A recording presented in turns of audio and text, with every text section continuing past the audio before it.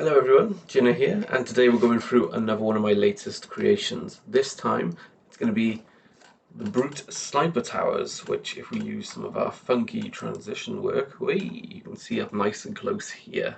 Um, so the design philosophy behind this was, instead of these huge items like I've been building, like these dice towers and stuff, I wanted something that fits more in with what you get in the original game. So something that's one square in a footprint and only 2 squares high. A bit like the towers that you get within the base game as it is at the moment, but I wanted to make it a bit more Banished themed. You can see there's two different designs, and I'm going to talk you through why that is now. But if we take a look at this one here, you can see a bit more detail on this one. It turned out quite nice. Get the Banished stamp at the bottom. Big industrial and heavy design the Banished are known for, and as well as having 1 square of space in the middle, you get these slight overhangs, so you can position yourself still within the square but slightly over, as is within the rules, to still benefit from the cover of these beams while shooting down on other people. Why two designs? Well, these gaps here, as cool as this design is, doesn't fit the Banished. So a Banished sniper tower doesn't really work with the Banished in its initial design, because the Banished have massive bases, because why wouldn't they? So if you look at the updated design on the left, left to me, right to you, you can see that it has an elite here, it has 2 Spartans in the back, and a brute as well, so it shows you how big the space is in terms of it being a square. But also what I've done is I've then taken chunks and cut out of the supporting armor around the side, which means that the brutes can actually transition nice and easily without. Apologies for all the underhang up here you can see. This design was designed that I only wanted to print the bottom half and it would fail. I went to bed, and somehow, without zero support, it printed this entire overhang and upper half of the model, which was a miracle to me, because I expected to come down, it would get to here, and the print would stop, and it would save me a bit of plastic, a bit of time, and I would have the bottom half of this one and a full this one to show you the differences, and you can get an idea of what the finished design would look like. Instead, by some miracle, without any support, it printed this whole top half and this whole support that spans a good 7-8 centimeters. I don't know how, but it's done it. It was fantastic. So as I said, the finished design is effectively this one here, but it keeps the top that you have on this one, where it has kind of the raised, indented roof that you get with the Banished designs throughout Halo Infinite. And as I said, on a game board, this is only going to take up 1 square, like the standard tower that you get. It stands 1 square high, but in total, 2 squares, because it's quite a big unit, as you can see, compared to the huge dice towers behind it. But relatively cheap to produce and to print, which is great, because these will be going up on eBay and Etsy soon.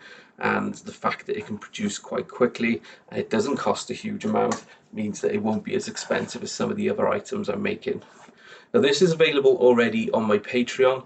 I want to give a big shout out to the people already supporting me there, Paul Griffin especially. He's given me a lot of comments, a lot of feedback, and whilst he's not the membership we get shout outs, I do want to give him a shout out because he's so active within the community and amongst the Patreon followers I've already got. And one of the things he's pointed out is some people with 3D printers, I upload the STI files of the finished product with the supports and everything, and I print mine as one solid block with supports. I don't mind taking the supports off. Something he's pointed out is other avenues of getting STL files, they will split the item. So you would have it up to here, and then up to here, and then that bit at the top. So you can print it as 3 flat sections.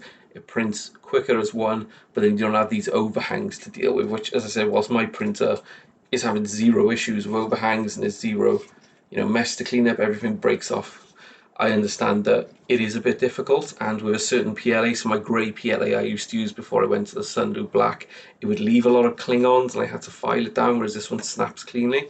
And also, it means he could move objects off, print it part by part. It's only a 2 or 3 hour print. Go to painting the one section, come back, put another bit of a print on 2 to 3 hours later. And yeah, that makes much more sense. Whereas with myself, this will print in about eight to 9 hours, and I print it as one solid piece. So what I'm doing going forward with my STL files and with my Patreon is working on ways that I can design them and they can be broken up into sections so they're easier to print and more accessible. And especially if you have issues with printer height and printer size, you can print them segmented. What I may also look to do then is when I sell them on Etsy and eBay, if that works out quicker to print and again uses less support, saves some cost in terms of production, I'll reduce the prices then, where I'll offer an option. You can have one solid piece, or you can have one that comes in multiple pieces but might require some assembly your end, but you're getting the benefit that is cheaper there. So that's the video for this one. It's just to say that the Banished towers are there, they're going up. The Banished weapon holders will be the next one to go up later this week. I have a sneak peek here of one of the weapon holders that I've started painting, but it's printed and completed. You see these all over in the game. And just to give a scale of how big these are, here's Atriox. So they're very accurate to the game, where they are these Colossus weapon holders that you find dotted around the map. You can see there's a groove cut in here, which is where your token holder for the weapons, so your sniper rifle, your bandit, etc., they will slot in there, and it stays in because of the angle that you have, and it's easily to see what they are.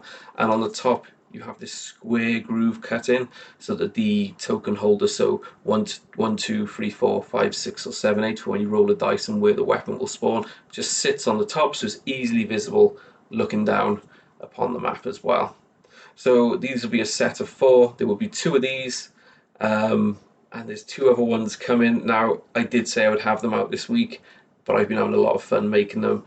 Still going through them and finishing off the design, but one of the ones I can say that I've done and I really like is if you've played Halo Infinite, and especially the campaign or firefight mode, you get the grunts who spawn with the weapon packs on their back.